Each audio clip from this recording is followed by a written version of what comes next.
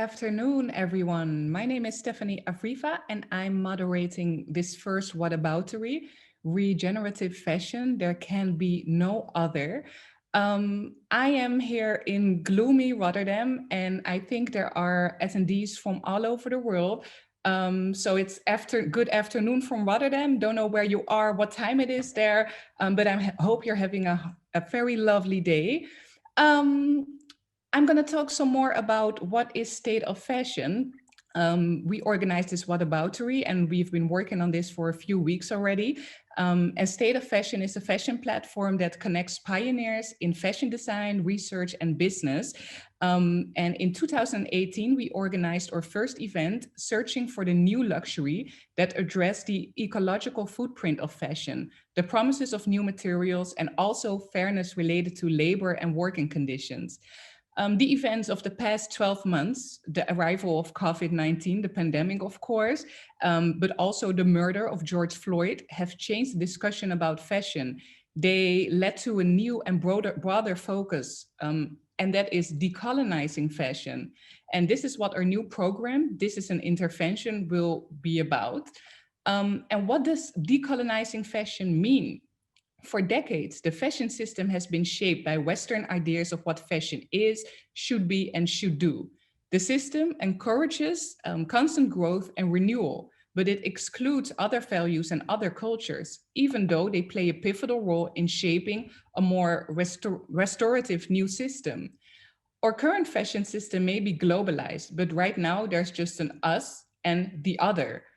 As long as this doesn't change, it seems impossible to create change that has a positive impact on all of us in the whole wide world.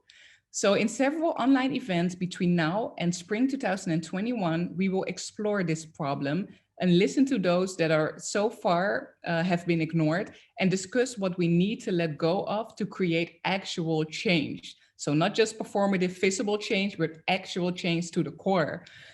We are going to do this with critical thinkers and makers from all over the world. And today we have invited some critical thinkers from all over the world.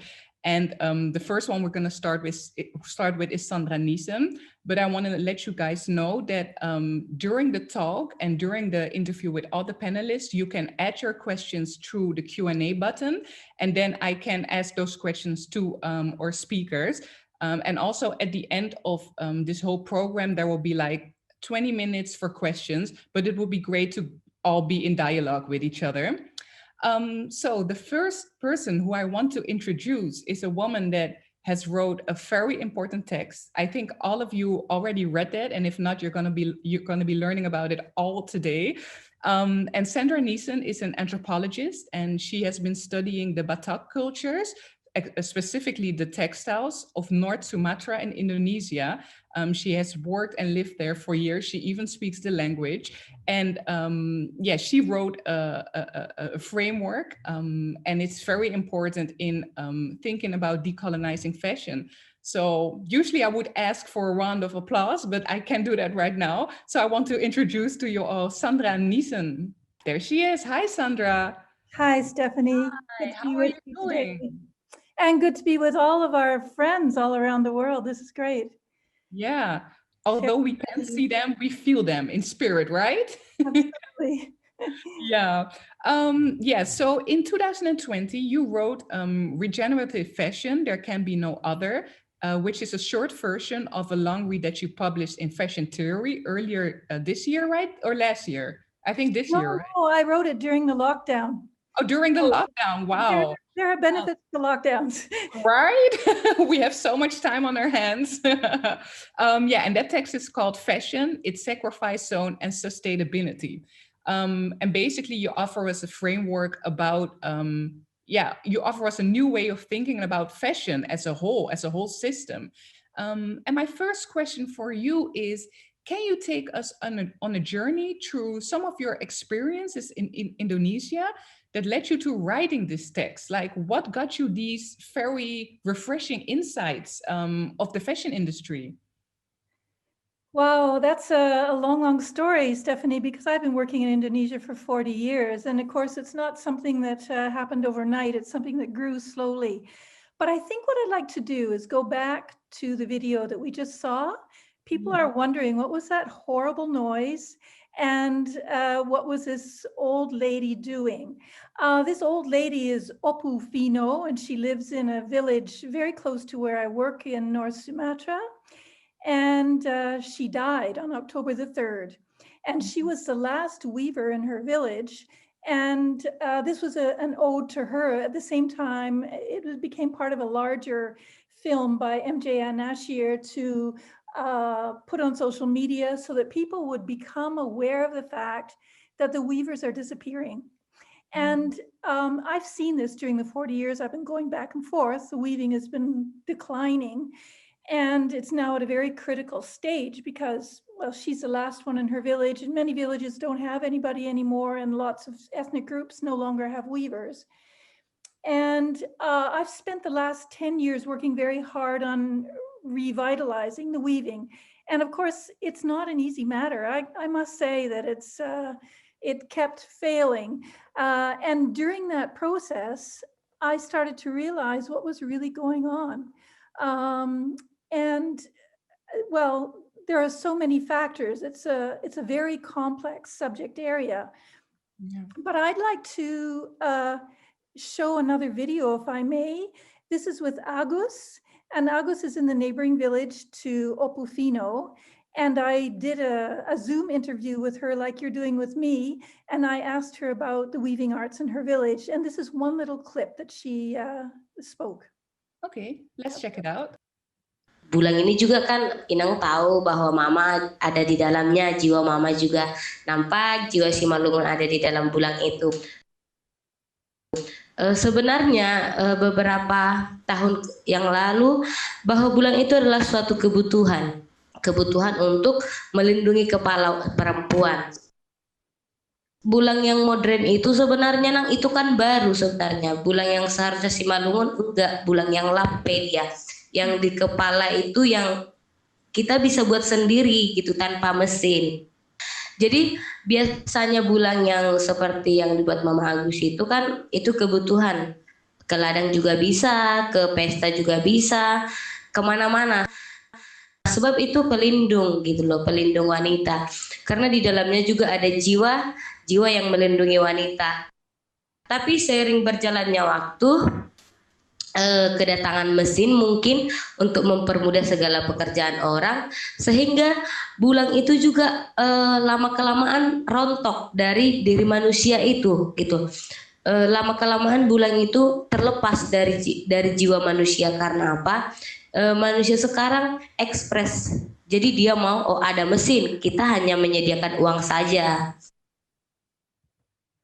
Yeah, that was Agus.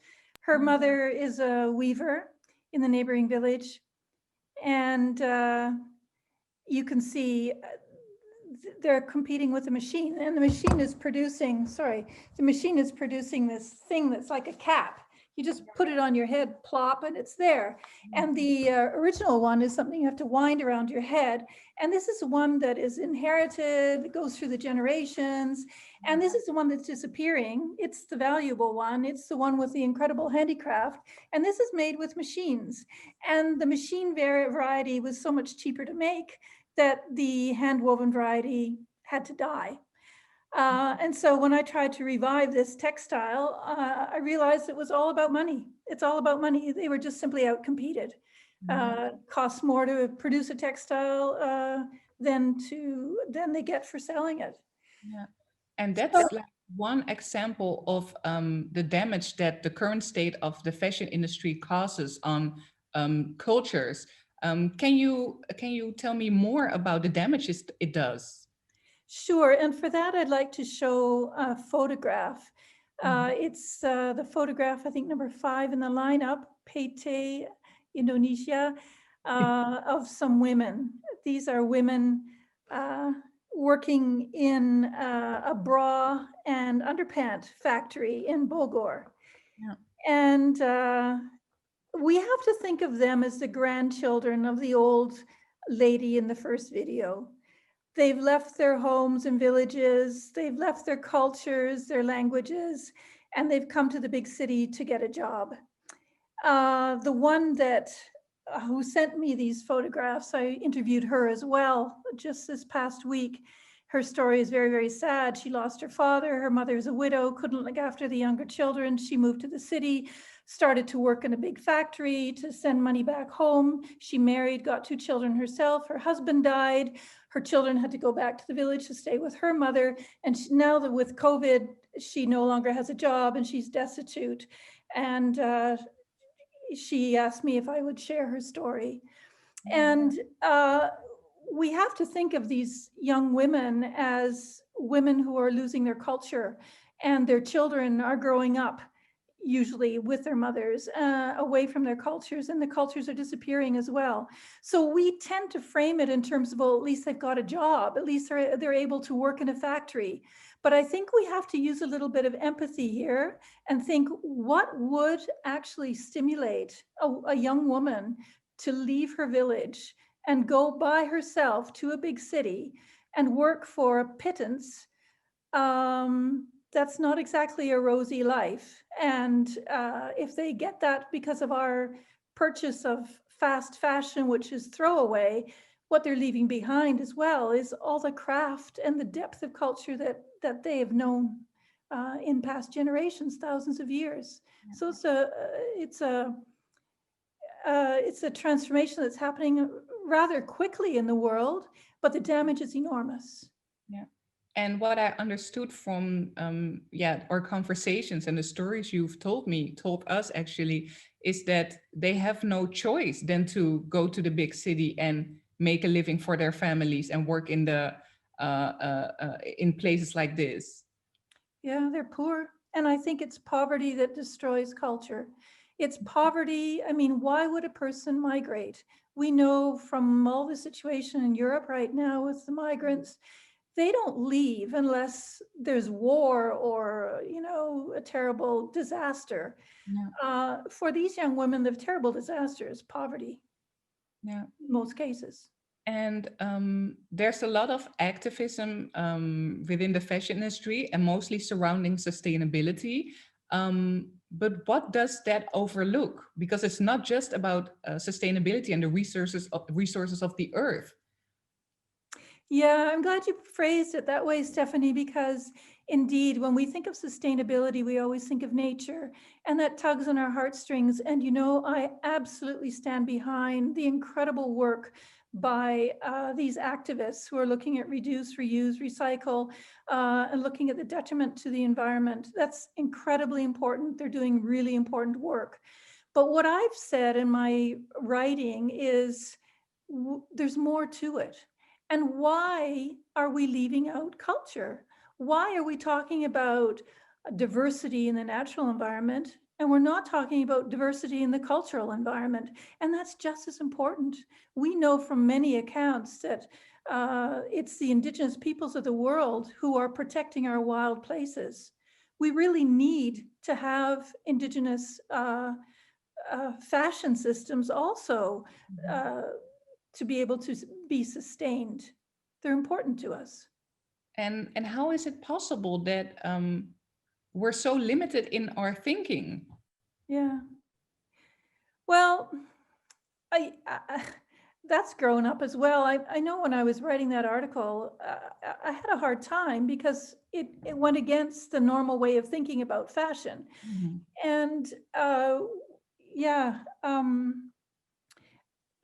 when I taught at the University of Alberta in Canada, I was given texts, standard basic texts for the students to read. And I mentioned one in my article by Georg Simmel, in which he basically says, fashion is what we have and it's what they don't have. So he already created there the great divide between us and them. And that's continued on until today. That's the natural fare that we're all getting in, well, I know that there's a lot of change happening right now in curricula related to fashion. But it is standard fare still in a lot of places, that our fashion system is unique, it's better, it's the only one in the world like this, and all the other people don't have fashion unless they gain fashion through development. And the indigenous clothing systems are completely discounted as though they never existed. They're completely eliminated from the discussion, as though they don't matter. And I think that's what we have imprinted in our heads. They simply don't matter. Yeah, And I talked to Agus, sorry, I'm going on and on, but I it's talked to okay. Agus about this, and I said, I phoned her up after the interview and I said, Agus, if you had a choice in the village and all that weaving that your mother is doing, would she rather sell it or not? And Agus said to me, if we didn't have to sell it, if we weren't so poor, we would keep it and we would use it within the framework of our culture. And that's a completely different meaning system than the one we get from the global economy. Yeah. And do you have like any examples of people within the fashion industry that are aware of the damaging dynamics, but do manage to work with the framework you offer, or maybe a whole different framework? Oh dear. Within the fashion industry, I can't say I really know anybody who works within my framework. And what I know is, again, really dedicated, good activists who are trying to ameliorate the poverty in villages. And they see that there is a commodity that can be sold. It's called Indigenous craft, even though it might be the Indigenous clothing system. And usually there's an attempt to link that with the fashion system. So for instance, in India, a lot, people are producing pieces that we get in our fashion system here in the West. And factories are appreciating the incredible handicraft of women, and they're even letting piecework be done in villages. So in the end, you get this bridge being created between the fashion system and Indigenous people and villages. But what I see going out of that, and what I've seen in Indonesia in every instance, is that the fashion system encroaches that way. There's all kinds of facets to it that are pulling people away from their Indigenous clothing system and pulling them into the so-called modernity and the glitzy and the glamour and the, the glowing international and all of those things that count in a sort of a modern mentality. And so the old lady in the opening film, Ompufino, she had nobody who was continuing her work. She was the last of her whole line. And think of it, she was working on equipment that anthropologists or linguists have discerned that the names for those pieces of equipment that she was working with are 4,000 years old. Wow. And just in the last 100 years, it's completely disappearing. Wow. So that's problematic. And I think that's really why I wanted to share my story today, because I want that whole issue to be opened up. This whole thing about we're doing them a favor by making sure we're creating the bridge with fashion, so at least they're getting some money. And that's true. They desperately need it. And that's why they're willing to go over that bridge, among others. And at the same time, we know today, it's becoming increasingly evident from what's in the media, the problem is our economic system. And the problem is that fashion is expanding. And so what these good-hearted attempts are doing is actually aiding the expansion of the fashion system, while we in the West are saying, oh, we have to get out of that. We have to reduce our consumption, blah, blah, blah. And the activists are also reducing the footprint of fashion, but at the same time, it's spreading through this whole need because of poverty for people to gain more money. And so they're connecting with the fashion system. Yeah. So this is a really complex framework, because there are a lot of like dead ends, because we're trying to do better, but then still it's hurting some other culture. So that's really hard. And I know like one of our favorite questions is, what are we going to do about it? But I know that you don't like to think in we and the other, obviously. So my question for you is, which steps would you love to see being taken in the coming 5 years? Now I have a laundry list here. Let me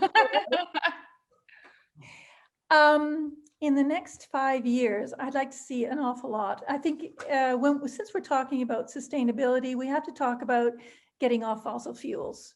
So what would our fashion industry look like if we got off fossil fuels? We know from literature that, I don't know how they measure it, but 10% of the fossil fuel, the CO2 output comes from fashion. That's enormous. That's bigger than from the steel industry. That's absolutely incredible. We have to get off that. Produce locally.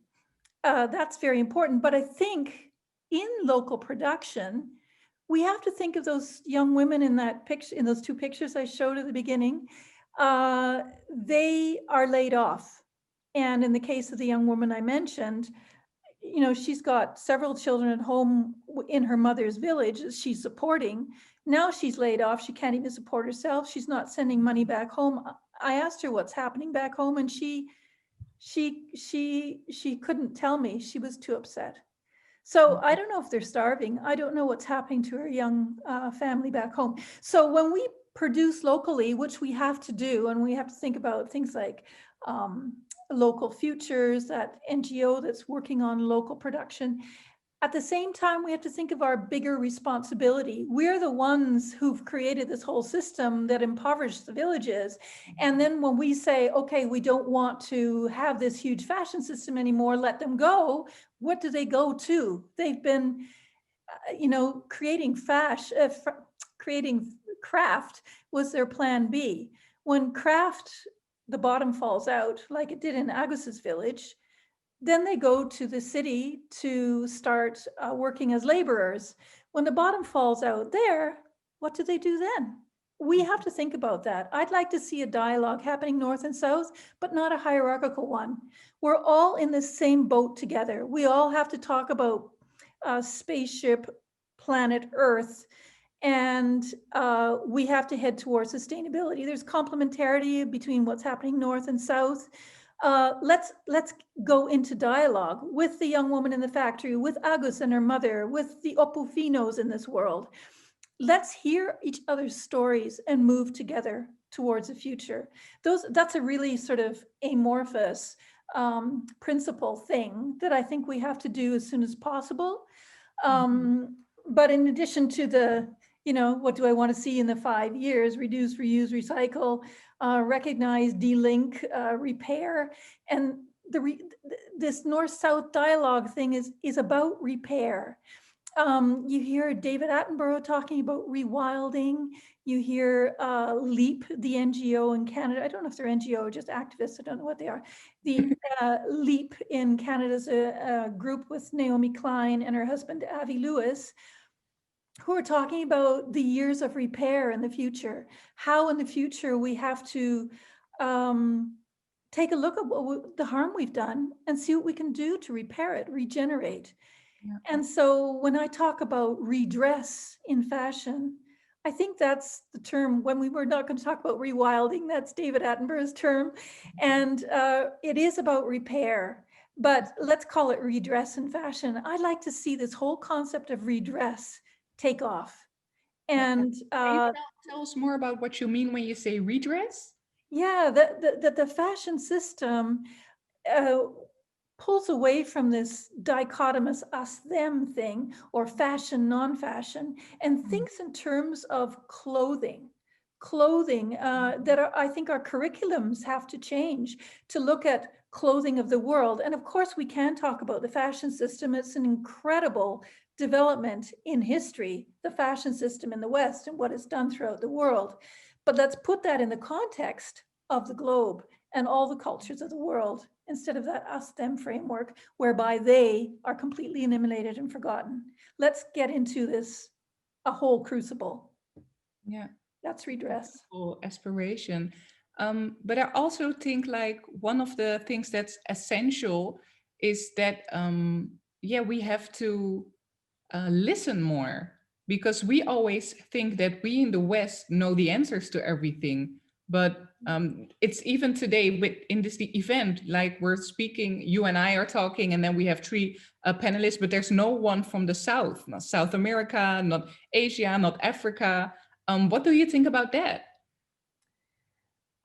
We have to learn to talk. We have to learn to listen. We have to learn to regroup, not just maybe redress includes regroup. And language is going to be an issue. That's actually one of the wonderful things about COVID right now, that this is online. So I know we have colleagues in India who are listening, and I know I have friends in Indonesia who are listening, and probably there are people in Brazil and in the, well, I shouldn't say United States is a third world, but maybe it's getting that way. Excuse me. There's some people from the USA here. I saw them saying that in the chat, so watch out. Yeah, it's beginning, and let's figure out ways to connect. And it's not going to be one way to connect with the South. It'll have to be as plural as there are cultures involved in both sides of the Great Divide. Yeah. Thank you so much. I think it's time to invite our other speakers for today, so we can dive more into this whole framework and mainly also the limitations of our thinking. So I would like to introduce Rolando Vázquez. He's the co-founder and director of the annual Middelburg Decolonial Summer School in Middelburg and associate professor of sociology at the University College Roosevelt. And he recently published a series of essays, Vistas of Modernity, Decolonial Aesthesis, and The End of the Contemporary. And in these essays, he critiques and tries to transcend above thinking within the paradigms of dominant Western modernity in which Eurocentrism is embedded, and offers us alternative ways of thinking. Then we have Monica Boța-Moisin. She's a cultural intellectual property and fashion lawyer, a cultural sustainability consultant, and author of the TEDx talk, Cultural Fashion, Transform the Fashion Industry from Villain to Hero. And she also founded the Cultural Intellectual Property Rights Initiative.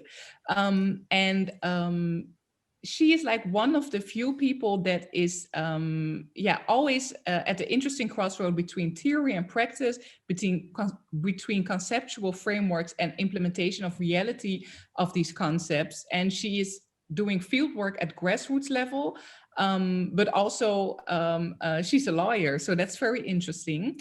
And then we have Clare Farrell. She's a co-founder of Extinction Rebellion and also a coordinator. And Extinction Rebellion, as many of you possibly already know, is an environmental action group, and she helps coordinate a mass movement of people using non-violent civil disobedience. But she's also a fashion designer and lecturer. Welcome. Thank you for being here all. Let's see. Claire, you're still on mute? Yay, hello. Okay, so at first I wanted to hear from all of you. What do you guys think about what Sandra just said, and also about her text, the text she wrote? Claire, I'm going to start with you. Well, thank you. And thanks for inviting me. And I was really delighted to read your text, Sandra, because I think in our industry, people do talk quite a lot of shit, sorry to say that. There's been absolutely acres and acres of conversations and very little change. It's really welcome to see serious consideration of the cultural impact of our fashion system and the way that works around the world. And particularly in our course that I teach, we often speak about the impact of our rag trade, so the circulation of secondhand garments around the world, which has also played a massive part in, derelicting people's cultures as well as their domestic textile and fashion sectors.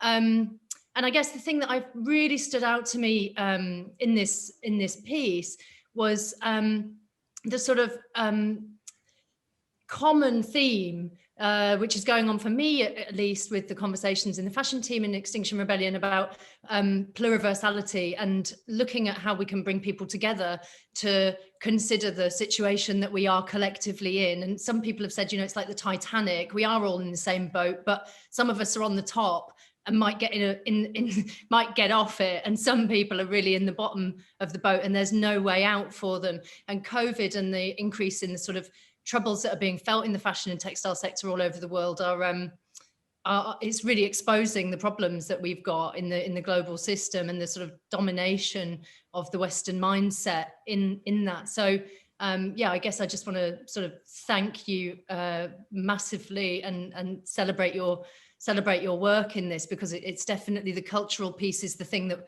so often we don't value, particularly in the Western kind of economy. You know, culture isn't valued, is it? It's commodified, and we scoop up something, remake it and sell it on, and we do that quite quickly, and then that textile's out of fashion, let's move on to the next thing. And this is sort of the mindset of it is this inherent problem, I think, in our economics, and fashion's so interlinked with the economy that I think, you know, the fashion sector has a big potential to change people's cultural ideas, and also to recognize the interlinking of the fossil fuel sector, big agro, and, you know, rampant, really, really fast consumerism. So yeah, that's my takeaway from it, is that it's drawing those threads together in a way which very rarely happens. Yeah. Monica, can you chime in on that? Yes, when I read Sandra's essay, it felt like coming home, like finding a soul out there that feels and understands problems that I've been trying to, from my perspective, at this intersectional point, coming with a legal background, but seeing the damage that the fashion industry is causing to cultures, and trying to kind of find a bridge between the two. Reading your essay, Sandra, has given me so much trust that we're going in the right direction, and that it's really important that we're sitting here today talking about these topics and meeting on a platform all these people like us who are spread around and haven't yet had the chance to kind of build the ranks together.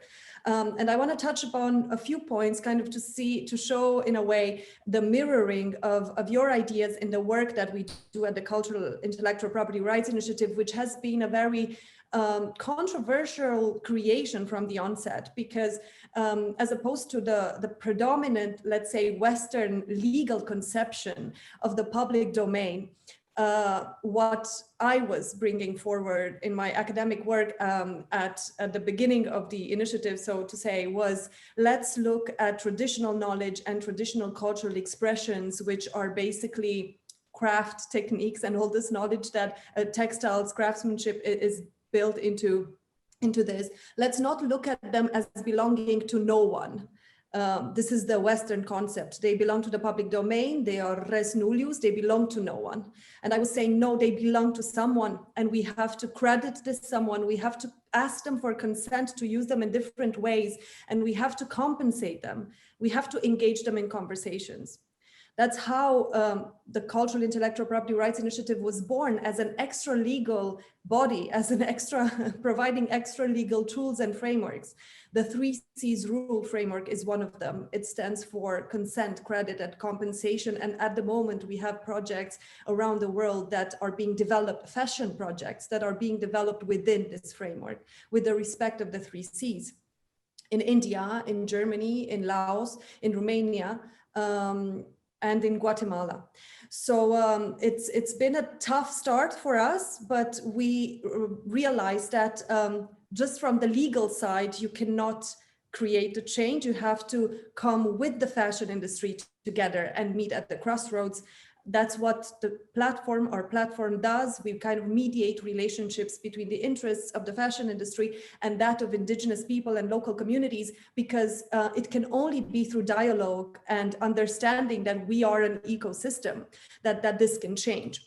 Another thing that I really loved, Sandra, was your concept of redress, and I feel very close to it, because my high school and university project was called Redress, and I registered a trademark in Romania for redress. But redress at the time, I was a young, probably I don't think the word activism existed at that time in Romania, but I was selling my own clothes, and I was asking people, and I was writing stories about them, and I was asking everyone who wanted to join the fair to write stories about their clothes, because my grandmother, who had embroidered her own clothes and her own dowry, she told me, clothes have stories. And I perpetuated that idea. And then a lot of colleagues at university who were joining the fair, they said, it's so difficult.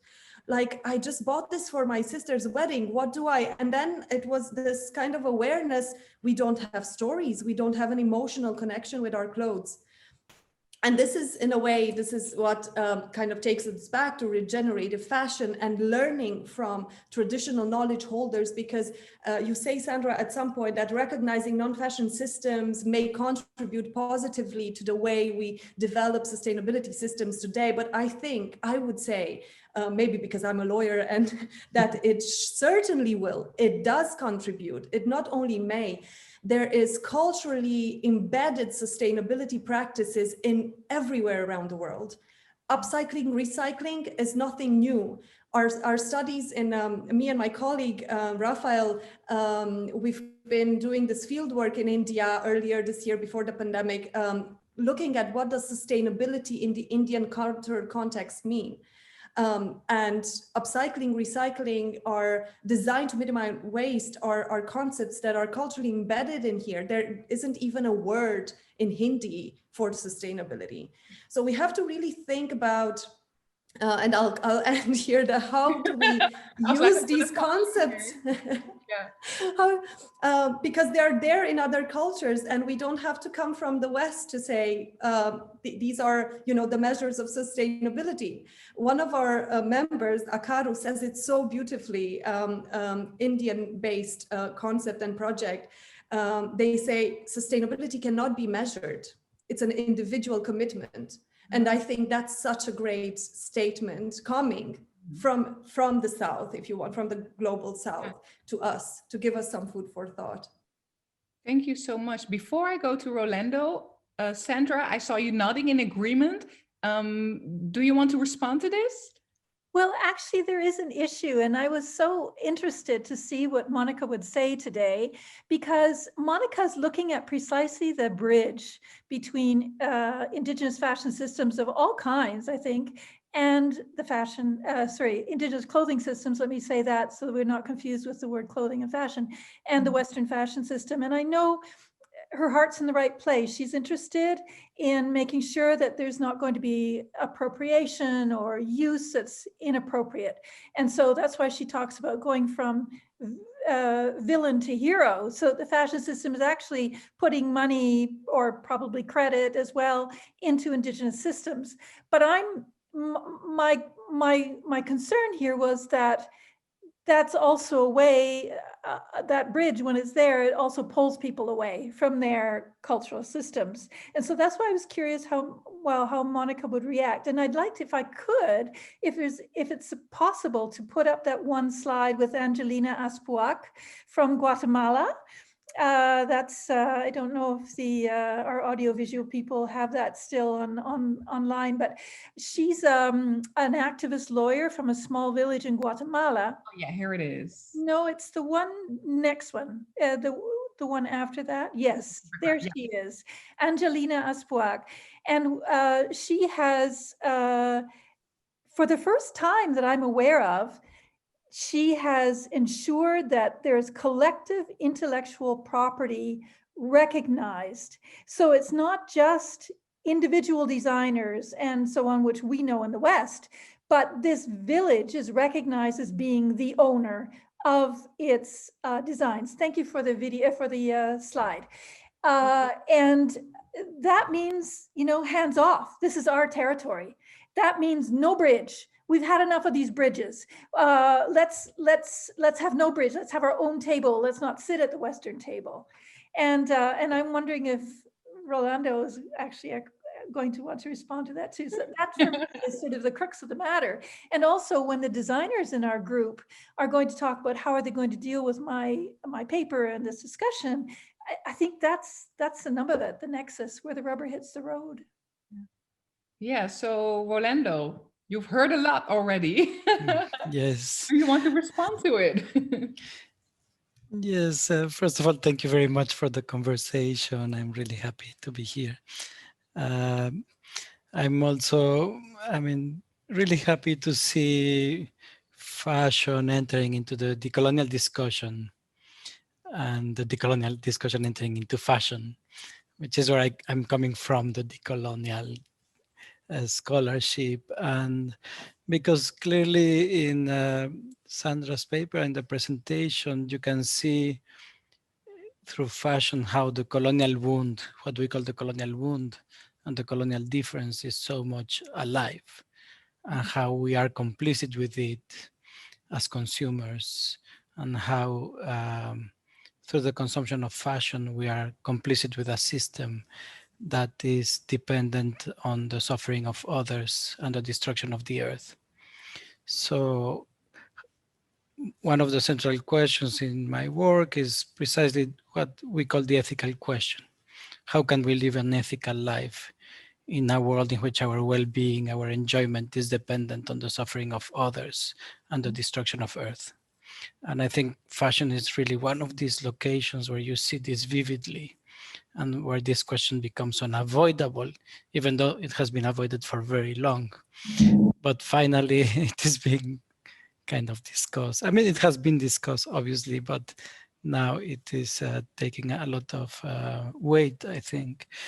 The other element that I would like to address very quickly is how what we call the modern colonial system, which is the way we see the world in which we live today, is based on three important principles. One is Eurocentrism, or the Western-centric mentality. The other is anthropocentrism, the human-centered system.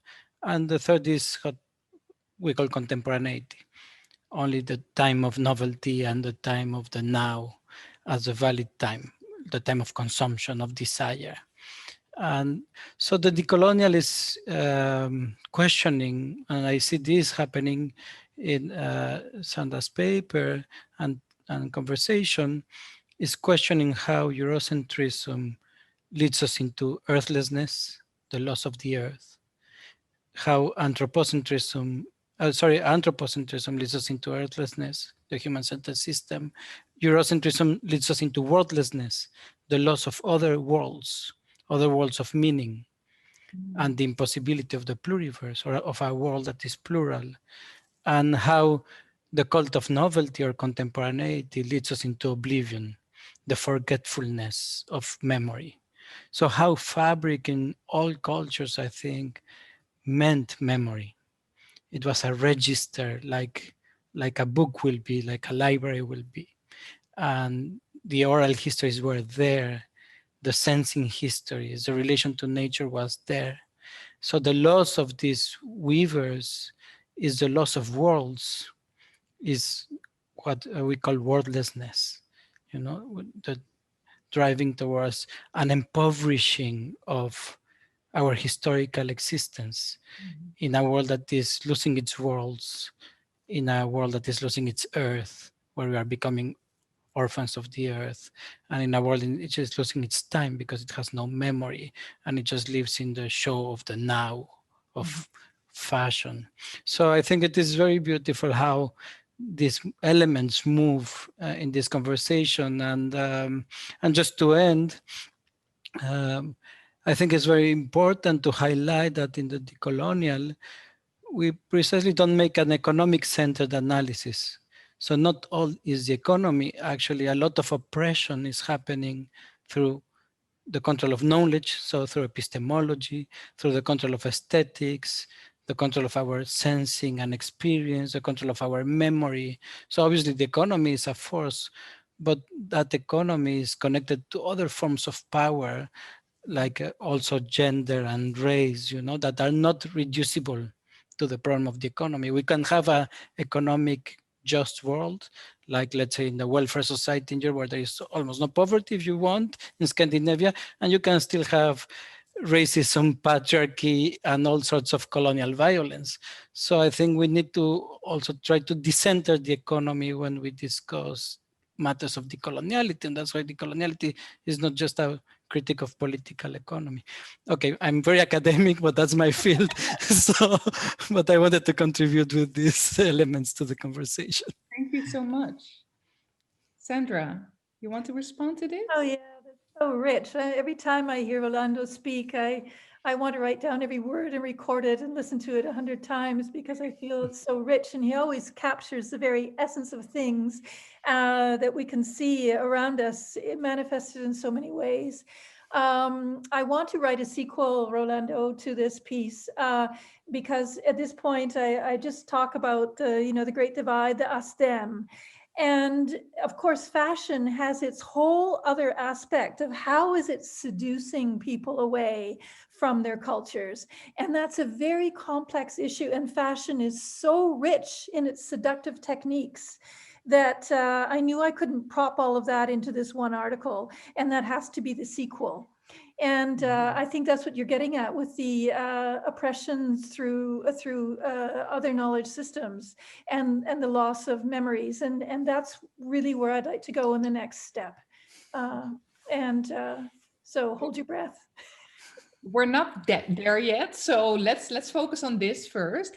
Should I reply to Sandra's point? Sorry, because Sandra asked the question, and I'm really happy, Sandra, that you asked that question. There are 2 points there. The concept of community ownership, which is intrinsically connected to cultural intellectual property rights, or depends how they're called. The definition that we use is cultural intellectual property rights, especially because we want to make a statement that they are not inferior to intellectual property rights.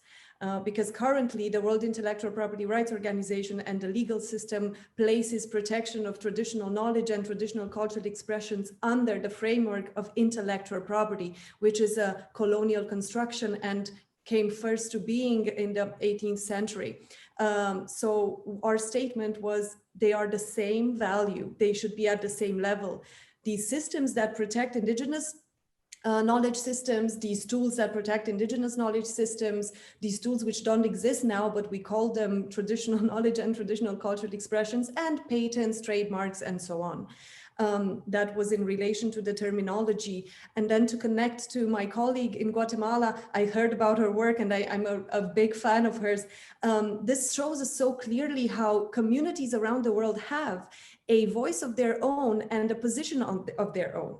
Because communities, certain that I work with, and in my experience, they want to engage in collaborations with fashion communities. They want to share their heritage and these textiles to be circulated at a global level. This is what they express as their want. So for that, this prior informed consent stage, the first C in the 3 Cs is extremely important, to have this informed discussion and to see what is the stance of the community. Some communities are smaller and tribal, and other communities, like in India, for example, every village might have a different voice. Every group of weavers might have a different perspective. And as many groups, as many different perspectives, in a way, it's like a little individual sovereignty when it comes to controlling the use and access to this type of knowledge. Sandra? Yeah, I think this is it's an interesting and very thorny issue. I noticed it in Indonesia, and it's an issue for me as an anthropologist. I really admire and love the traditional culture that I've been studying for all these 40 years. And I see what's been lost. I have access to the books. I have access to the old language. They're in European museums. They're no longer in Indonesia. I see their goods. They're in European museums. They're no longer there in the villages. I know what the people, I know their history better than they do. And when I see them seduced, I would say seduced by this notion of go international, that's how they put it, go international, then I think they're operating within a colonial framework that we have brought to them. And I often think of myself as kind of an inversion of a missionary, because there was the first missionary who went around trying to convert people to Christianity, and he did it through clothing, among other things, and creating this whole notion of, you know, Western is better, and buying into the fashion system means that you're civilized and clean and all of that stuff. And so when people today, indigenous peoples, want to go towards that system, then I'm the one that wants to put on the brakes and say, no, value what you have. And I initially started my work 10 years ago by bringing back objects from the West to them to say, this is yours. I want you to be aware of what your culture was, because they have no museums, they don't have access to the books, they're separated from their grandparents. We've seen that too. So then I think, what is the role of an anthropologist? The world is being turned. How do they respond to that?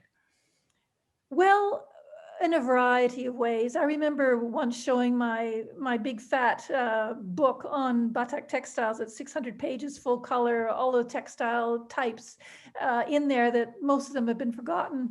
And I remember showing it to a weaver once, and she looked at it and said, and I could just see her blood turning cold. I could just see her getting goosebumps and thinking, oh no, you know, this was us, and we've lost it. And my book was, you know, one of those seductive things like the West puts out, sort of glitzy and gorgeous. Yeah. And then suddenly they saw themselves in a new light, an indigenous, you know, set of textiles in this, for them, you know, really high class, glamorous context. So that's all confusing. It's very hard to create a conversation when you don't have a shared history and shared knowledges. And then I do have to go back to the issue of poverty, because that's what I find in Indonesia anyway, where I work, is for them, you know, it really is about survival. It really is about survival. If I may, very quickly, and I also would like to hear Claire, but just very quickly, if the notion of redress is connected to the decolonial notion of reexistence, then which stems from delinking from the modern colonial system, then precisely redressing would mean not entering the system, you know? So redressing is not about recognizing everything as fashion and everything as contemporary. I mean, we say it very bluntly in the decolonial framework, the decoloniality is not about becoming modern. We don't want to be modern. We want pluriversality, and pluriversality means modernity can exist, but in a humble way, not in a universal way. And there are many other ways of thinking about justice and about the earth and practicing life that do not need to be modern or to be fashion to be practice, you know? So I think the notion of redress, if it is moving towards the pluriversal, is precisely, I mean, agreeing with Sandra, is precisely not about claiming recognition from the Euro-centered canon, and like it will be like the global contemporary or global fashion, but it is precisely about recognizing spaces that are other, that have other genealogies, other trajectories, 4,000 years of memory, you know, that they don't need to ask permission to exist. Actually, they have been destroyed under the forces of modern colonial violence. So I think it's very key that, I mean, I do see that some people for survival and their strategy of dignity is to claim recognition within the system, saying we also want to be human, we also want to be fashion, we also want to be contemporary. But the decolonial strategy is so that the decolonial strategy is, no, thank you. We don't want to be that has been denied to us. We want to be ourselves in our terms. Yeah. You know, that is the re-existence, you know, and towards a pluriversal world. Thank you. And Claire, I was wondering, because Extinction Rebellion, yeah, you are an activist group, obviously, but like the past, yeah, how can I call it? interventions you did with Extinction Rebellion are not really focused on pluriversatility, because it's still like the one you did at London Fashion Week, you know? So how, I saw an interview of you recently, and your ideas on generative fashion are changing also, but how are you gonna translate this new framework into the activist movement? Yeah, thanks. Well, we've been working with a group in the UK from the beginning of XR, actually, which I think very few people have heard about, called Stop Them at Ungamisi, and they're a Pan-African reparations group. And they've taught me a great deal of things that I didn't know about what is pluriversality, right? I mean, it's completely at odds with our culture, with our dominant ideas. It's not something that I think you can fix by holding a sign up that says decolonize yourself. It's really complicated, and the people I speak to who are of African heritage say that they feel they have got their life's work cut out for them to decolonize themselves as well. So this is very sort of personal as well as structural and society-wide work that needs to happen, right? So it's really, really complex. I guess the thing for me that's really striking about the work that the fashion team in XR in the UK have done is that we started off just blocking roads at Fashion Week, because myself and others felt it was really important to take that cultural event and directly disrupt the ordinary workings of it, not try to mimic it or put on a fashion show or do something that looks like fashion, or, you know, just go and do some good old-fashioned civil disobedience at the fashion industry and begin that conversation by disrupting it. And that got us immediately in the room with the British Fashion Council. We had an emergency meeting. We gave them a lecture. We invited them to join Extinction Rebellion. And from that time, the work has continued to evolve. So another activist, a dear activist who died earlier this year, who very young person, Iggy, he began a clothing boycott campaign, which came separate from the fashion team, but then we picked it up and continued the work. So we called on a lot of people to not buy anything new for a year, which in contrast to other NGOs and campaigns, Oxfam, for example, were calling earlier last year for people to not buy any new clothes for 1 month. I mean, if that's an achievement, then, you know, we are in fucking trouble, right? If you have to really try hard not to buy a new garment for a month, especially if you're like a rich Western person who's got a closet full of stuff and doesn't need that. So we did that. And then at the same time, the fashion team have been working on this idea for Fashion Act now to hold an assembly of people. So you might know that Extinction Rebellion's third demand is for a citizens' assembly. So this is to take a randomly selected group of citizens, sit them around the same table, have the same exposure to the same experts on all topics. So you get a 360 understanding, and then you deliberate. So it's not debate, it's not combative, it's a deliberative form of politics. And it also directly involves ordinary citizens who I think are capable of doing much more interesting and fantastic things than politicians. So the idea that Extinction Rebellion fashion team have had is to start working towards a global fashion assembly where you would find people who work on the factory floor with pattern cutters, with technologists, with designers, with retailers, with whoever, and make sure that this is independently funded, because the majority of these conferences that happen in the fashion sector, or probably all of them, to be fair, are funded by the industry themselves. No more of that. Thank you very much. I think that restricts the conversations that take place. It stops people from being truly, truly radical. I know there are people who are thinking about how to degrow their businesses, how not to grow, how to tell their shareholders they refuse to grow because of sustainability concerns. But no one knows how to have those conversations. And I think that if you sit a load of people next to each other who never talk from the whole fashion system, put them on a level playing field, which is exactly what you were talking about, Sandra, I think earlier, and have everybody debate about what they think should happen, I think there are possibilities for ideas to come forward there, which we, in our very, very blinkered, limited, white Western brains can't come up with, right? So we need to get all these ideas together as the sort of human family to come together and come up with something new. And in a way, I think, you know, because fashion's so clearly led by the economic paradigm that we're in, and we know that the model of using GDP as a measure of your economy is something which was initiated because we were going to war. Now we've taken a wartime economic tool and we are using it in supposed peace times, except now we're at war with each other, we're at war with the living world, we're at war with the climate, we're at war with the insects, you know, and GDP is like forcing us through on that war. So I think that's the idea of bringing people around a table and flattening that sort of sense of our domination and our hierarchy.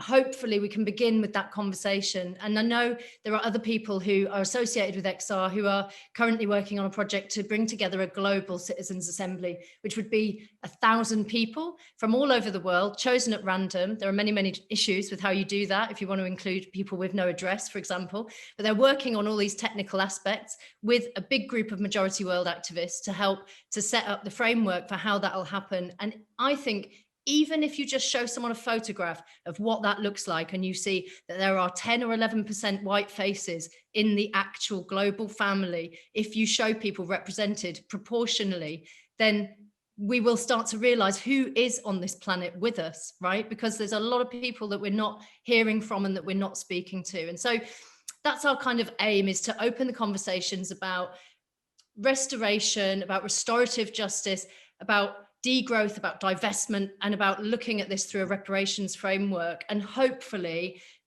doing that, people will naturally see to center the most vulnerable people in those conversations. People will naturally, through that empathic process of engaging in trying to work through some really, really difficult topics, people will come up with a very, very empathic outcome, but it cannot be paid for and it cannot be dominated by corporations. I think this is the moment where people will snap their fingers, but like from their living rooms. Thank you so much, Claire. I think we all agree on this. And I saw some people in the chat saying, thank you, Claire, this is an important point, and people are like totally rooting for you. So that's amazing. Let's see, there are a lot of like questions and people sharing their thoughts. I'm gonna see if there's something I can add to the conversation. One moment, please. Okay, so Esther says, the key is that circularity will bring profitability. Otherwise, it's not sustainable at all, said Helena Helmerson, the new CEO of the H&M Group. How would you respond to this? So the key is that circularity will bring profitability. Otherwise, it's not sustainable at all. Who wants to chime in on that?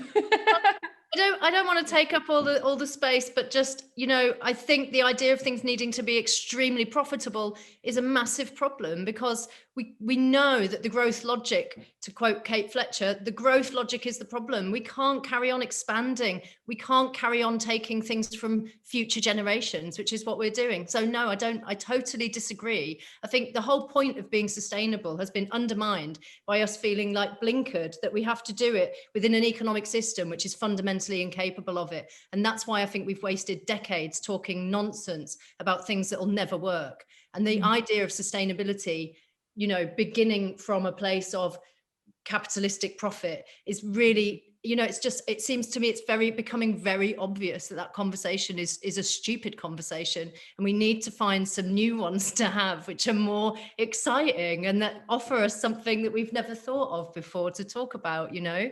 But obviously it has to sustain people, and to do that you don't need to make huge profits all the time. People don't need profit. People need to be sustained in their culture and in their own economics. They need to be able to feed themselves, but it doesn't mean you need to profit off everybody all the time in a huge way. And so, no, I think it's a bigger problem than that, actually. I wonder where State of Fashion will go after this set of interventions, because if indeed this is transformative, and I know State of Fashion is amazing. It's activist, it's plugged into new ideas. It's very, very anxious to transform the fashion world. I like the heart of State of Fashion. And so what is the next step? And I'm wondering if there can't be a pilot, some playing. I mean, Claire's ideas are so exciting.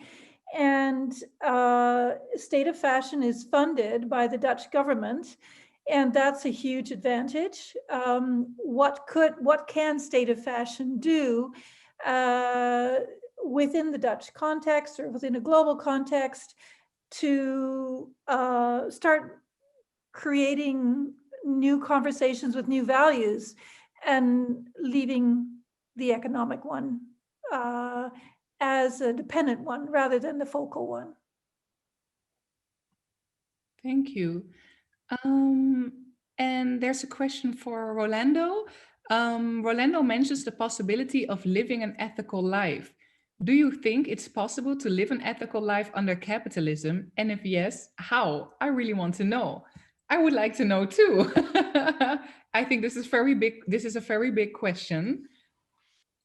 Yes, I mean, it's a question of the possibility in the sense that it is showing the impossibility of living an ethical life in a world in which our well-being is dependent on the suffering of others and the destruction of Earth. But I think the important thing of raising that question is to become conscious of who we are in the world, you know? We are not just innocent, good people trying to save the world from our side.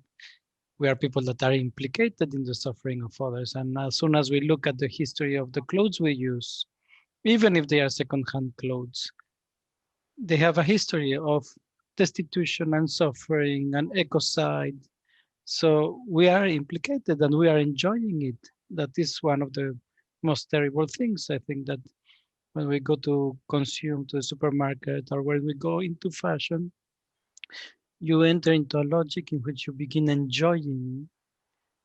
And what are you enjoying, historically speaking? You're enjoying this process that is consuming the life of Earth and the life of others. So actually, we don't want to ask that question because we don't want to see who we are as historical subjects. What are we doing? How are we implicated? I tell my students it will be really unbearable for us, like my students here in the Netherlands, for example, it will be unbearable if they could see the faces of the people that have worked for them, for what they eat, for our clothing, for our food, for our electronics, and all those lives that Sandra is bringing with her interviews, for example. We will not tolerate the sight of the lives that we consume and of the earth that we consume. I mean, Jakarta 50 years ago was a rainforest. The whole place, the whole island that is enormous. And now there is nothing left of that rainforest, of that habitat, you know? So who enjoyed that? And that's us. So I think we need to move beyond that innocence that we are not implicated. So that's why for me, the ethical question is so important because it pushes us to recognize who we are, not just as my identity, you know, like my identity, my fashion, but as who I am as a historical subject, where am I placed in this modern colonial system, whose lives I'm enjoying, you know, and this perversity of enjoying the life of others. I think that's something that fashion constructs a desire out of suffering in a very perverse way. So why don't we desire something that is, for example, more about listening, about receiving the other, instead of about consuming the other? Yeah. So these are the very deep questions that come with the ethical question. I think it has no solution, but that's the point of asking, that we have to remain in the question. Yeah. Okay, so I see some more very important questions, but before we're going to try to answer those questions, we have 3 designers who also have a question. And under the umbrella of the new value-driven and open network culture fashion, connections are made between Dutch fashion organizations that deal with similar themes in their activities. And within this network, State of Fashion connected with Fashion Clash, Moth Bay, Oscom and Mode for this first online edition of the Whataboutery. And as a result, they invited 3 designers to join the discussion here today. And I want to invite Giorgio Topin to the discussion to ask his question. And Giorgio, can you first introduce yourself? if he's still there. I see he's in the conversation. Yeah, here he is. Hello. Start my video. Hey, everybody. Hi. I'm Jojo. I'm a fashion designer from Amsterdam, and I design under the label Sosa, and we design menswear. And we've been doing that for, what, how many years? 12 years? Yeah, 12 years. Yeah. And we're currently working on a new collection based around indigenous textile manipulations from my home country, Suriname. And we're trying to implement the fabric techniques with modern day fashion, so youth culture can discover their heritage. So we're trying to mix the two and bring that into Western society as it is right now. Amazing. So you have been listening to this whole dialogue. What is your question? My question is, how do companies with a lack of ethnic diversity connect to indigenous and other cultures without data mining their craft and discarding them when the resources and techniques are depleted? I see Rolando and Monica nodding their heads. Who of you want to answer? Well, I can say very briefly that there's a very long history. I mean, the history of Western civilization is the history of the appropriation of knowledges around the world, you know. I mean, for medicine, for like the classification of plants, this was the knowledge of people that got appropriated and then signed under the name of the botanist, you know. And so I think participating in epistemic extraction is very dangerous, and aesthetic extraction. And there is a lot of thinking in indigenous philosophies that are very conscious of this, where they would not accept this happening. And when they receive people wanting to study them because they love them, they expel them because they now understand that an anthropologist or a researcher in textiles is the same as a mining company that wants to extract the gold from their mountain or their water, you know. It is, so that's why I meant it's not just about economic violence, it is also about epistemic violence, it is about cultural violence, it is about aesthetic violence.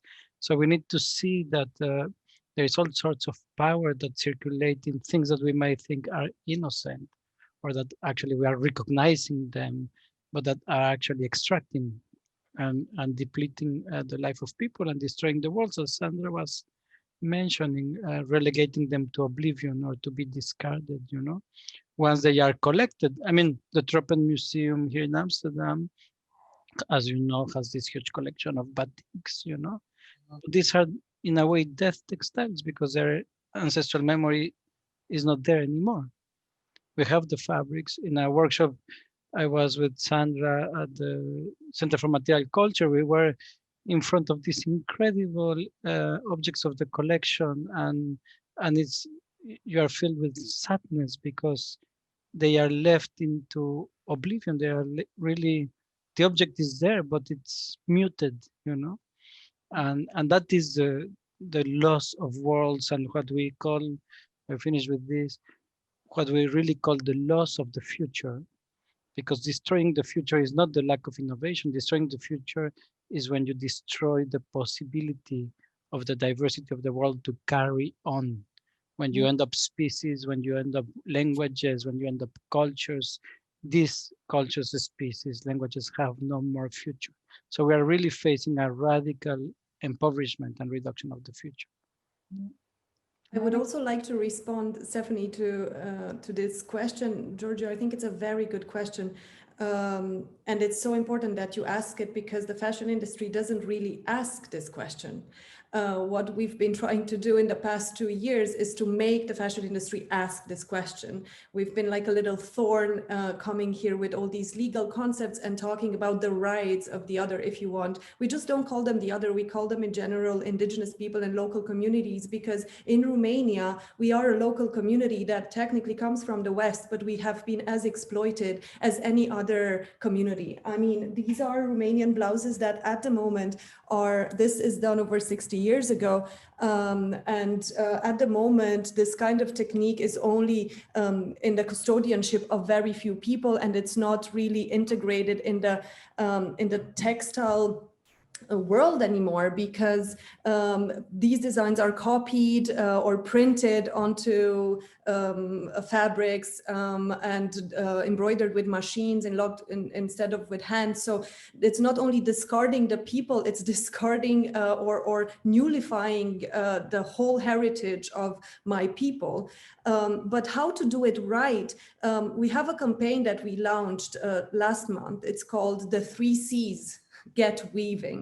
It's on our social media platforms and on our website. Basically, we realize we need to make these concepts that we talk about approachable to the fashion industry, to everyday people. It doesn't have to be super high-end conversations. We have to start from a point where we all understand what we're talking about. And there we say, if you want to work, even if it's your own culture, you have to think of a long-term immersion. This is not a capsule collection. This is not, we cannot work in the system, in the fashion system. We cannot talk about time and action calendar. We cannot talk about lead times. We cannot talk about sampling, send us samples. A sample is a piece of art. We cannot talk about these products have faults. They don't have faults. They are perfect because that's how they are. And long-term immersion is one of the key to sustainable collaborations with local communities. And I think so many of us, I also am one of the few last who was directly in touch with the actual craft, because through my grandmother. But so many of us are very detached for the culture that we came from because of moving countries, because of immigration, and it's a thing that we cannot go, we cannot erase. But we should also not be afraid to go back to our culture, to understand it and work together with it to bring it in this maybe modern world that we currently live in. And I think as long as what we say always, it's important for the 3 C's framework, is that you need to ask consent, but also engage those people in creating these. So there are so many communities that we work with that are very happy to create those Indian crafts, and then designers come there and they immerse together in these universes so that they start to have a discussion to understand each other. Why We Craft is one of these projects that will be focusing on such immersive experiences that are culturally sustainable and that ensure that the world of the craftsperson is really understood and lived, and the cultural background as well. And I think you're going in the right direction with bringing your culture to your crowd and to your people, and making them understand. And I think you're brave to do it, and you're brave to ask these questions and to go even deeper and ensure, that the checks are balances, like as much as you can do it. Sorry, I was muted. Yeah. Thank you so much, Monica, for your answer, and Giorgio for your question. Thank you. Then I would like to introduce Amber J. Sloten. She also has a question. Let's wait for her to be added to the conversation. There she comes. Hi, Amber. Hi, everybody. Hi. So nice to meet you all. Shortly introduce yourself to us. Sure. So my name is Amber J. Sloten, and I'm co-founder of The Fabricant, which is the world's first digital fashion house. We create only digital clothes, never any physical. So we use 3D technology to create collections and to rethink the entire fashion system by not creating any physical impact. So first of all, I'd like to say thank you for this, and Sandra, for bringing this to the surface, because it touched me like really deeply. And listening to these stories, it's like so incredible and so important to talk about. And I feel like we've really lost that human touch to fashion in a sense, and this is really bringing us closer together. So yeah, thank you for that. And all of the panelists, I got really touched by all of whatever you said. So it was super inspiring to me. But yeah, maybe I'll move to the question that I had. which is, coming from a technological point of view. Of course, I understand I come from a Western civilization, a Western white point of view. But what I'd like to ask is, like, what role could technology play in the regeneration of fashion? So, of course, like, we've had an industrial revolution, and, we've had it for a reason, and what I would really love to understand is how we actually could look forward to the future and not having to go back to the way that things were, but actually integrating the things that we've gone through the past century, but in a more sustainable way, so that we don't exploit, but actually use technology in a beneficial way rather than exploiting the people around us. So yeah, how do we create new inclusive technologies? Yeah, I think that's my question. I see everyone writing down your question. Who likes to answer this question? Sandra? I'm going to take a stab at it, although I have to say I'm shooting from the hip. Inclusive technologies. Technologies always carry with them a social arrangement. And I think it's really important to know that and to recognize that. Our cities changed when we got a car. And when we plan how Amsterdam could be with bikes-only traffic, Amsterdam is transformed. The sewing machine transformed the whole world. Singer started off with a system to speed up the production of clothing. But in fact, he changed relationships between people. And I know, for instance, in Indonesia, that many government officials think they're going to do the weavers a big favor if they give them machines rather than their indigenous equipment, because that way they can speed up their production and get more money. They don't recognize that the technology that the people use is full of symbolism. It's totally integrated with daily life.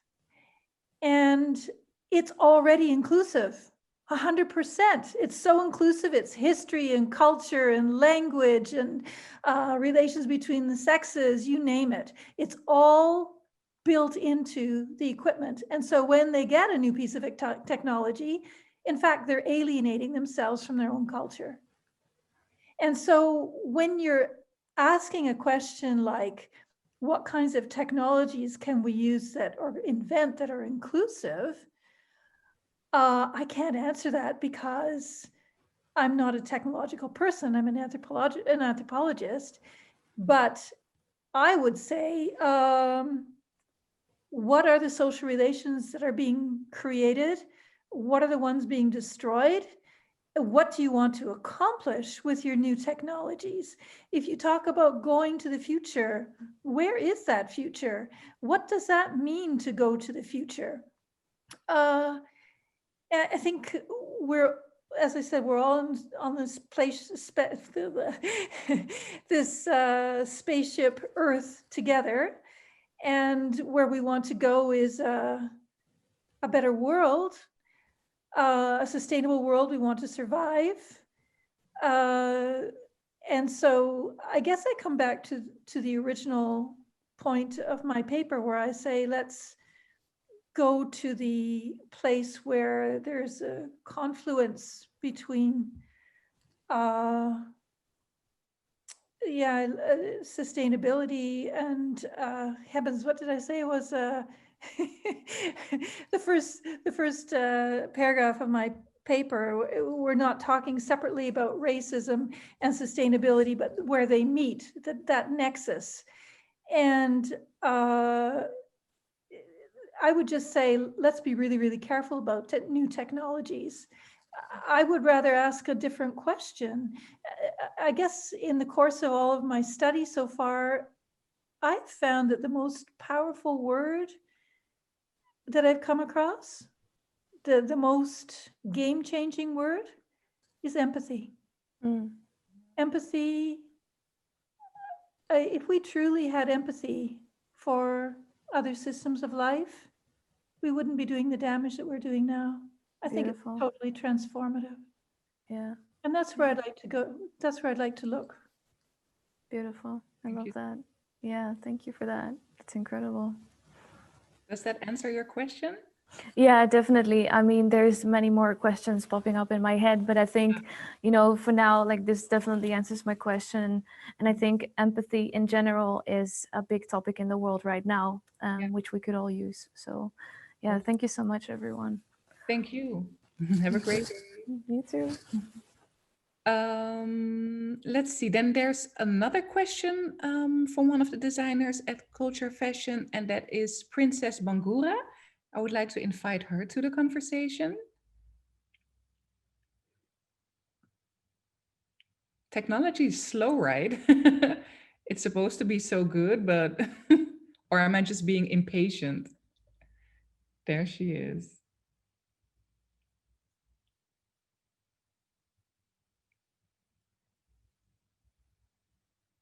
I think.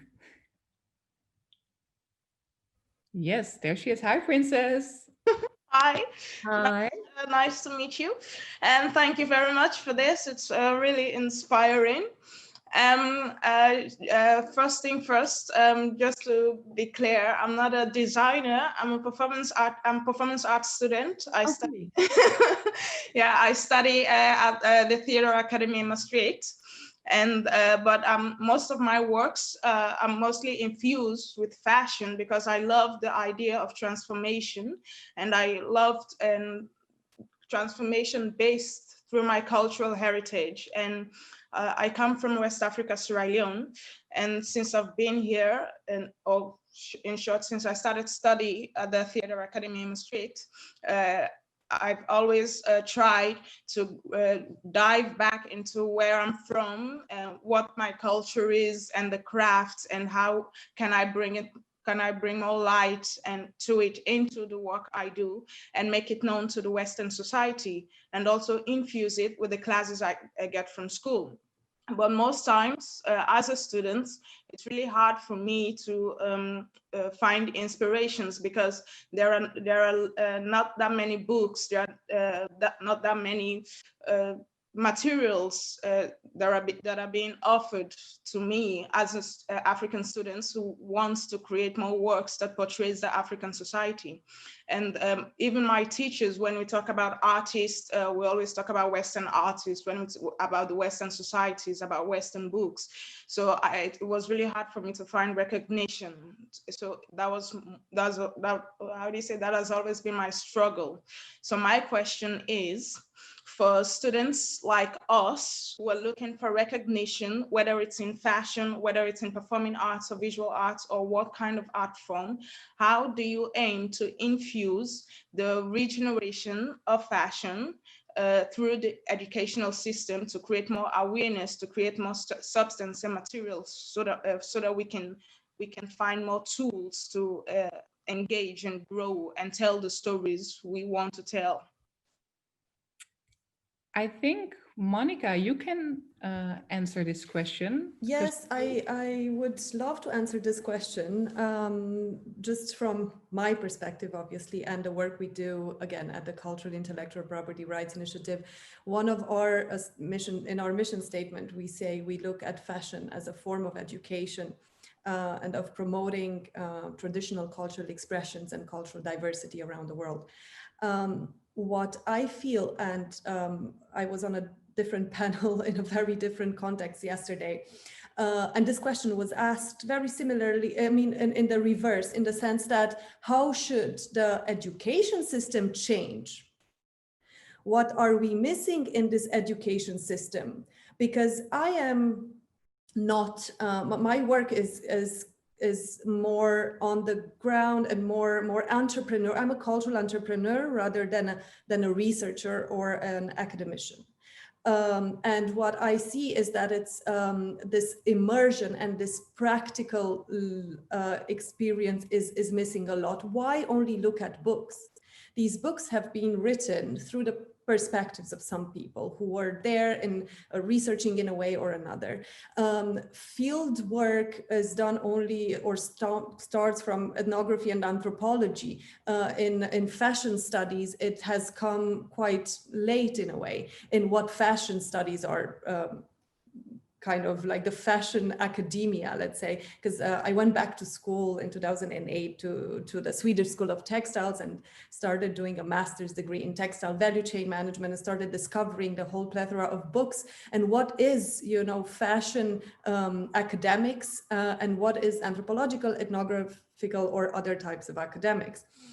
So I think what's missing is the non-formal education a bit, this willingness to immerse in different cultural contexts, to really understand, and through your own filter, not necessarily filters of people who are part of academic system. And I think there should be a lot more conversation between these different fields, because often there's so much good academic work that is never questioned or never put into debate because these bridges are not created. Maybe in the Netherlands, and certainly in the Netherlands, the educational system is a lot different. But for example, in Romania, and we are still in the European Union, the distance between the reality and the academics is very big.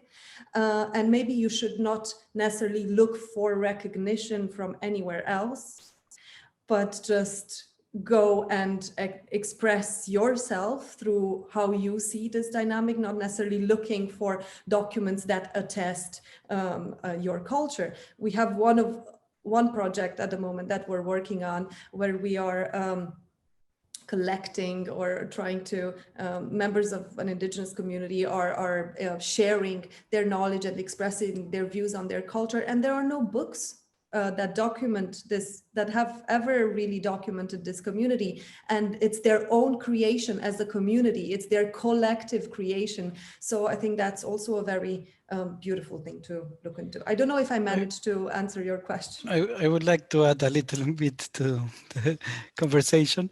Before you start, Rolando, I have to say that we are running out of time. Okay.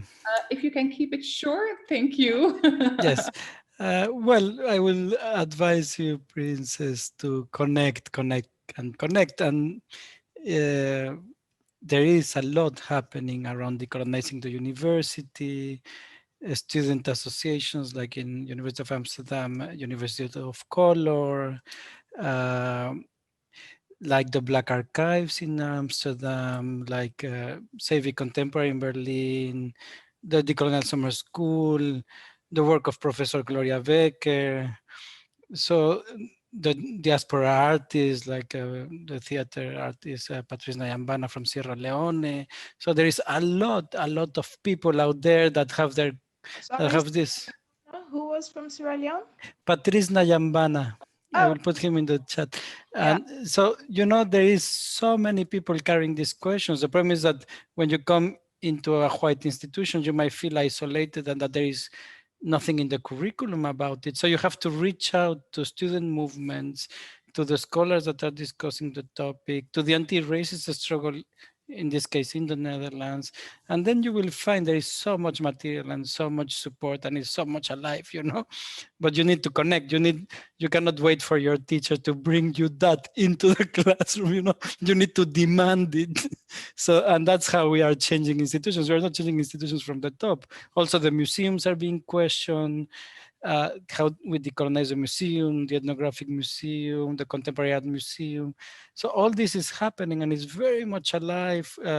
Black artists in the Netherlands are incredibly active, transforming institutions, and there is so much knowledge. So it's not, you can build on that, but you need to activate, you know. Yeah, thank you very much. that answers a bit. That answers a bit. Thank you very much. Thank you so much, Princess. Okay, so there are coming in a lot of questions, all very interesting, but we can't answer them all. But there's one question that I really would love to bring into the discussion, because this is something Sandra and I have been talking about a lot before we organized this talk. So an anonymous attendee is asking, again, we as Westerners are talking about this issue, and of course with good intentions and useful, but it feels like a sort of development aid discussion. How can the discussion be changed in the right or in direction? I think in the right direction. Who wants to answer that question? Because I think it's very important that we are aware of this. Yeah, so I think this calls for the practice of listening, right? I mean, in the first place, we don't speak other languages, you know, and but there is a very important task to open these spaces. I mean, for example, let's say I'm particularly from Mexico myself, and part of my work being here in the Netherlands has been to bring thinking from the global south to have weight on institutions here. So the Decolonial Summer School is about that, is shifting the geography of knowledge, is bringing these discussions, you know. So it is, where are we placed? What is our positionality and what we can do to shift that, you know, but always recognizing that we are in this position and speaking from this place, you know, and that we cannot speak for others, but we have to work with others, listen to others, you know. So it carries an ethics, but that doesn't mean that we should not do, because I'm in this university, I should not do anything. No, I'm in this university and I know lots of knowledge that this university doesn't have, and I'm pushing it to bring it in, to shift the geography of knowledge, for example. So I think in every place, recognizing our positionalities, we can do a lot of things that might imply and requires humbling ourselves, decentering ourselves.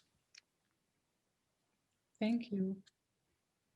And if I may add a bit to that, I think it's really important because often when I went to India, for example, in the immersive experiences, I was wondering, I am a white woman coming here to talk to these people about how they should have rights over their indigenous knowledge.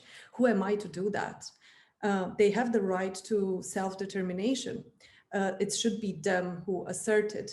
And often I was told about, no, it's good for us to have this information. Ultimately, the decision belongs to you, but what is still important to them, but what is still important is to have them part of the conversation. So I feel, I don't know if that was a direction, but what if we put Sandra's essay up for discussion in a not so Western group also, outside just this quite of elitist framework, if you want, because we have to admit it is at the moment. And let's see what would representatives of indigenous communities say about these ideas. How do we translate these ideas to make sure we are not pushing a vision that they don't identify with? And I think there are many, many questions. I think only by working together really and trying to find the points of connect between us here, we can because we all are connected to indigenous people everywhere in our work or with local communities, and we can then spread this message across. But how do we do this without making it elitist? Thank you so much, Monica. I unfortunately have to end the dialogue here. Thank you all for joining this conversation. I think this is a start of exploring this new framework and see how we can all bring that into our work in our different from our different perspectives. And what I wanted to say, because I think there are a lot of attendees that signed up for this talk maybe just today.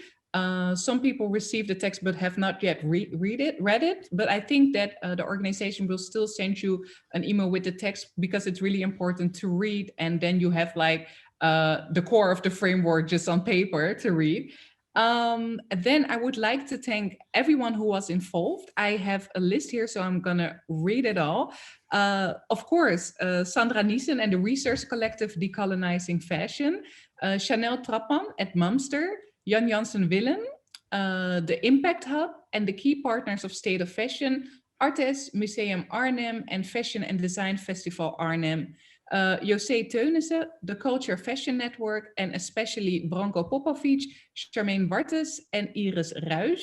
The State of Fashion team, of course, Prince Bernhard Culture Fund, Creative Industry Fund, and the municipality of Arnhem, not Amsterdam, Arnhem, and the province of Gelderland for their support.